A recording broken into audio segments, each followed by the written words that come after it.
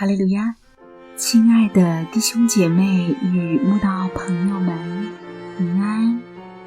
今天我们要分享的是日夜流淌心中的甘泉这本书中3月29日两个不同的君王这篇灵粮。本篇背诵金句箴言28章13节，遮掩自己罪过的必不亨通，承认离弃罪过的必蒙连续。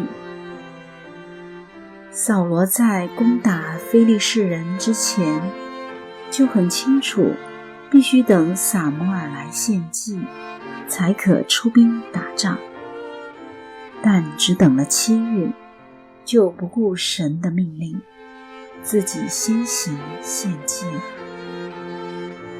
当撒母耳指责他时，他不但没有认罪悔改，反而说了一堆推卸责任的理由，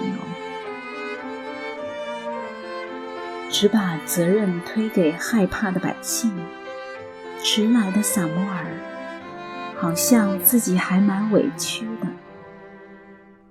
后来神命令他去攻打亚玛力人时，扫罗再次违背神的命令，虽用刀杀尽亚玛力众民，却没有杀死亚玛力王亚甲。对于牲畜，也只是象征性的杀尽下贱瘦弱的，并未灭绝上好的牲畜与一切美物。当撒母耳去见他时，他先是说他已遵守神命的谎言，又为自己辩护说那上好的牛羊是百姓留下要献祭给神的，与他无关。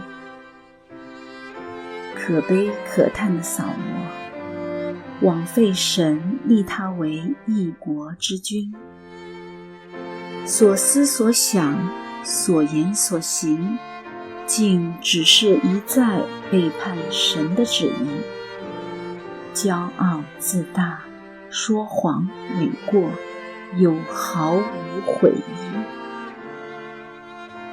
反观大卫，当他与拔示巴犯奸淫，拿单先知奉神命，用富户欺负穷人的比喻告诉他，继而明斥他你就是那人时，他立刻认罪说我得罪神了。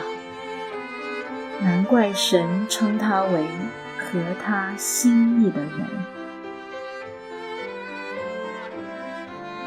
大卫曾因数点百姓一事惹神不悦，当神要降灾惩罚时，大卫完全没有为自己辩护，只说我甚为难，我愿落在耶和华的手里，因为他有丰盛的怜悯，我不愿落在人的手里。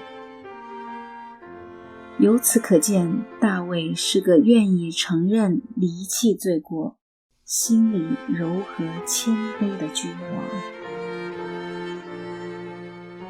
从扫罗与大卫做错事时的态度，就知他们两人的不同。扫罗遮掩自己罪过，下场就是必不亨通。大卫承认离弃罪过，结局就是必蒙连续。神说，因我的眼目察看他们的一切行为，他们不能在我面前遮掩，他们的罪孽也不能在我眼前隐藏。愿我们都效法大卫，才能蒙主连续，千万不要跟扫罗一样，必不亨通。有谁不是罪人？有谁从不犯错？我们可能大罪没有，小罪却不断。